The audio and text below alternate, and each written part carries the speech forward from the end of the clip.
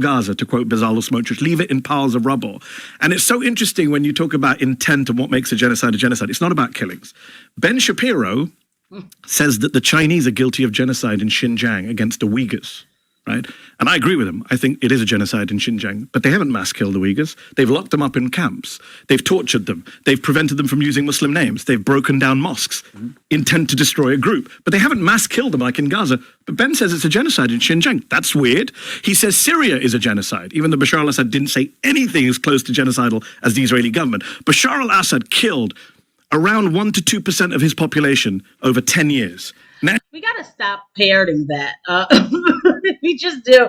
Like, guys, Al-Qaeda's real. We made Al-Qaeda. You know what I mean? Like, we proxied that confusion in Syria. And let me tell you, boy, was it some confusion. Welcome back to the channel, everybody. My audio is acting ridiculous. This is like take number 30.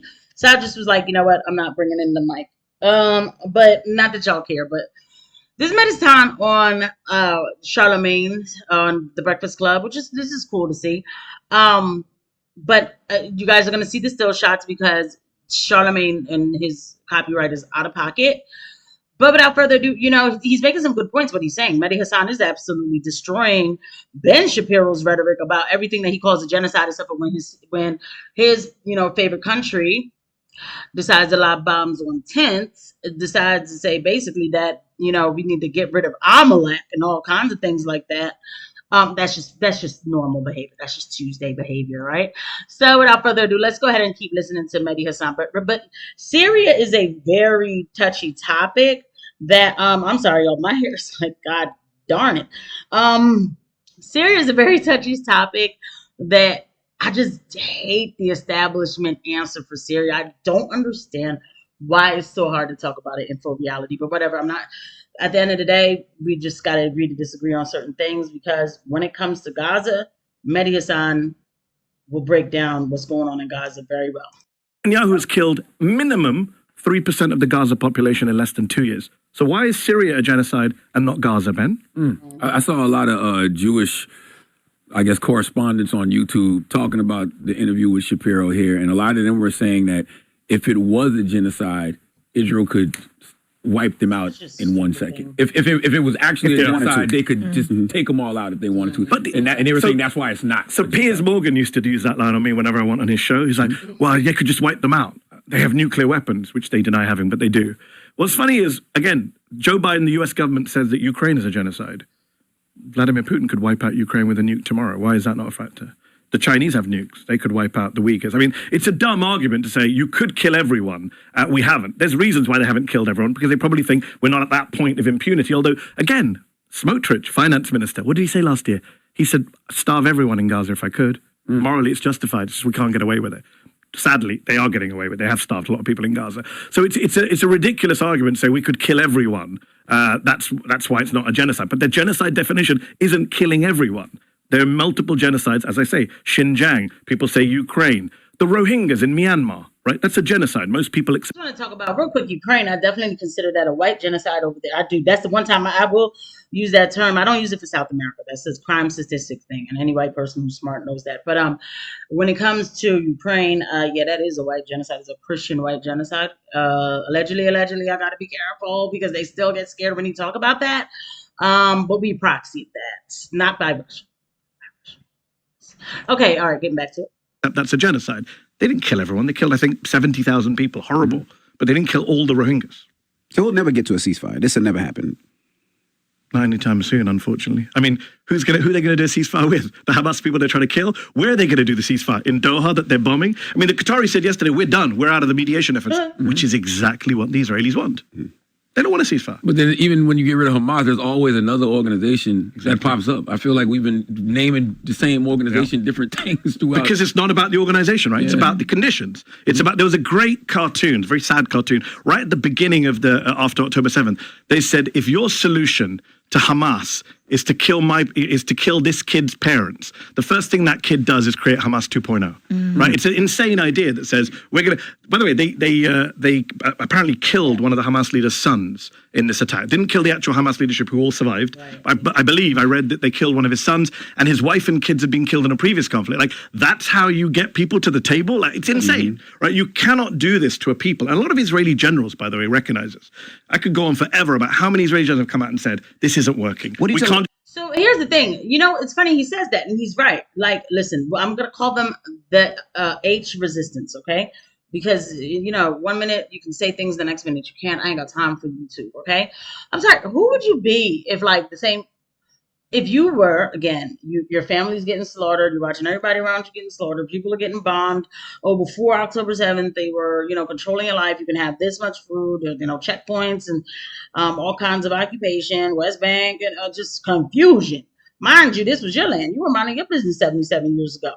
Well, I'm sure there are people I'm sure they're like 87-year-olds and stuff who do remember exactly what happened on that fateful day when these so-called refugees dropped into Palestine. But anyway, you know what I mean? So it's like, and then people say, oh, the H group, whatever, they're just terrorists. And I'm like, and what kills me? It's like the people who are like, I got my Second Amendment. I got that right here with me, and ain't nobody coming to take my stuff. And I'm like, cool. I feel like that's great. Yeah, I'm all about that energy. Why is it that though, like, that energy is not extended for other humans? No human wants to live as a slave, especially on their own land. Why is that hard to calculate? It's just absolutely odd to me. And look, before I knew everything that I know now, of course I used to be like, oh, Terry. Man, but after, getting some education and figuring, I don't know. I mean, it is incumbent upon us to learn new things and keep up. This is not, H is not Al-Qaeda. Al-Qaeda's our thing. We made that. ISIS. Just kill our way to victory. What do you tell the people in the U.S.? And the reason I say that is, I'm driving into work today, and my daughter is supposed to go to the Freedom Tower tomorrow, right? But then they say on the news, we've gotten threats on all the bridges in New York and also the Freedom Tower. So what do you tell the people in here that say, you know what, that has nothing to do with me? Why am I worried about it? Why am I concerned? Why should they be concerned and worried about it? Oh, many reasons. I mean, first, we should be concerned as human beings. Of course. What is happening in Gaza is the greatest tragedy of our lifetime. I was a guy who marched against the Iraq War. I thought it was a horror show. I thought we would never see anything as bad as Iraq in my lifetime again. Gaza makes Iraq look like a walk in the park. Like, the tragedy in Gaza should affect us all as human beings. The biggest cohort of child amputees anywhere on planet Earth. A child killed every hour, every day for the last 2 years, according to Save the Children. So it's a human tragedy. But also from a self-interested point of view, two reasons. One, it's our money doing the bombing, right? It's we paid for those bombs that killed those kids in hospitals and schools and refugee camps and churches and mosques and graveyards. We paid for that, right? Why the hell are we paying for this stuff? Did anyone ask the American people? All the polls show the American public are against this war. 8% of Democrats support what Israel is doing in Gaza. 90% of Democrats in Congress support what Israel is doing. Complete disconnect. Our democracy is broken. That's number one. And number two, again, self-interest, right? You don't think that some of these terrorist groups, militant groups, are going to take out their anger on the Americans? I don't even make that third argument. But I understand it because I understand that argument, but I don't, listen, whatever the government declares as a terror, I'm sorry, they declared J6 as terrorists. Okay, so I am totally like, I have to be careful what I say. But you guys know what I'm saying. But when's it, like, I'm not trying to be funny. I keep hearing that they're gonna come here and do things to us, which you would think, I understand in theory that would be like the equation. In the name of the Lord. 9/11 was, I was supposed to go live, but guys, okay. And then, so I don't make that argument. I don't, that third one, but the one time I will say I came close, I said, look at these Ukrainians and what we're proxying them to do and destroying their lives. And, the average Ukraine soldier was lasting about a lifespan on the battlefield was about 4 hours, right? And I mean decimation. I don't like seeing it. And I said, these refugees, bring them here. Like, you can't just end what you're going to do, just end the war. So now they just sacrifice and all that for nothing. That can make somebody really mad. A lot of things can make people really mad. And I definitely understand the point that he's making. I do. But it's like that.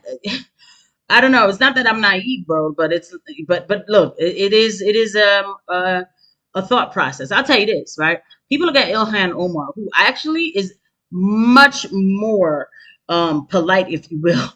She's softer than her brothers or whatever. Okay? When you look at Somalians, and by the way, I'm not saying all Somalians. But the angry ones. And people just think, oh, they just angry. That's their culture. They just angry. Because like Matt Walsh was like, look at their culture.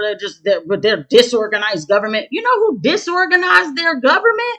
We do. You know who bombs them? We do. We say, oh, ISIS is there. Let's bomb Somalia to save the Somalians, except for the Somalians get bombs, right? And so then when you take these refugees after you finish bombing them up, then they make little cohorts and, what's that, Minnesota or something? You gotta understand. See, the thing is, I'm not for mass migration. I actually think mass migration is an absolute sin. I'm for a person saying, you know what? I want to go live in Germany. Let me see if they'll let me come live in Germany, right? I am not for people and I know I'm going on a tangent, but I'm not for this, let's destroy their country and move them around. That's a sin. And there's something to that that's actually very coordinated. But when you see them angry like that, and again, I'm not, because people say like, oh, you just should be happy to be here. They didn't want to come here. Some of them did, yeah, I get it. Some of them did. Like, I've heard people say, oh, they're just freeloaders. And I know that I used to say that in the past until I started looking how we mess around literally everywhere. Why do we keep breaking up other people's homes? And look, right back to Palestine. We're helping to break that up. And then what? In 2 years or something, people are going to be, oh, there's a bunch of Palestinian immigrants here. Why you ain't stand up and say something when we were breaking their homes and forcing them out of it with our money? If you don't care about a single other soul but yourself, you should still talk about it. I mean, our country backed this stuff. We're complicit in this. U.S. intelligence has said since day one, we're going to see an increase in terrorist threats against our country because of what Israel's doing in Gaza. So there's a selfish, self-interested reason, there's a financial reason, but above all else, there's a moral reason. I love what you said, the first reason, that as human beings, because that's a conversation I was having with Ben. That's a conversation I have with other people. Whether you call it a war or whether you call it a genocide, can we agree that watching all these civilian casualties, watching all these kids getting killed is wrong? Yeah. Can we start there? And I think sometimes. But what they've done is they've got the talking point down so much that you can't even. Did you see the interview that Adam Friedland had with Richie Torres? Oh my God, that was disgusting. I mean, he's just sitting there. He's crying. This Jewish, he's like, people are dying, and Richie's like, it's Hamas's to blame. They robotically they've just got this talking point. If your response to someone telling you that a bunch of kids got killed in a school is to go, Hamas is to blame. If that's your instant knee-jerk response, what kind of human being are you? I think we're seeing. What kind are you? And so, just to wrap it up, Adam Friedland is a Jewish man. And it is, in this point, necessary to be said, because, me, look, I already know how the world works. It's like some people need the person of the group to allow them to be a certain way, whatever. But, yeah, especially when you're on the left, right? So if Adam Friedland is telling you this is bad, he's Jewish. And Richie Torres is like, nah, Hamas. Bro, you lost the plot a long time ago. By the way, that man has blocked me on Twitter. I never spoke to him a day in my life. Anyway, but we really need to, of course, I'm sure when Charlamagne said that to Ben Shapiro, Ben probably was like, you know what, listen, all right, I already think you were roach. You think I'll, okay. So, and the other thing about our politicians, they can never agree on anything for us, but they certainly know how to come together for Israel. Both of them. Democrat and Republican. They can't, every time they arguing about this, we can't get no money here, we can't this, blah, blah, blah, one stopping the other, one stop. When it comes to Israel, boom, where's the thing? Let me vote for it. Let me sign for it. We're done. What the hell's going on? Okay. I'll see you guys in the next one. Bye.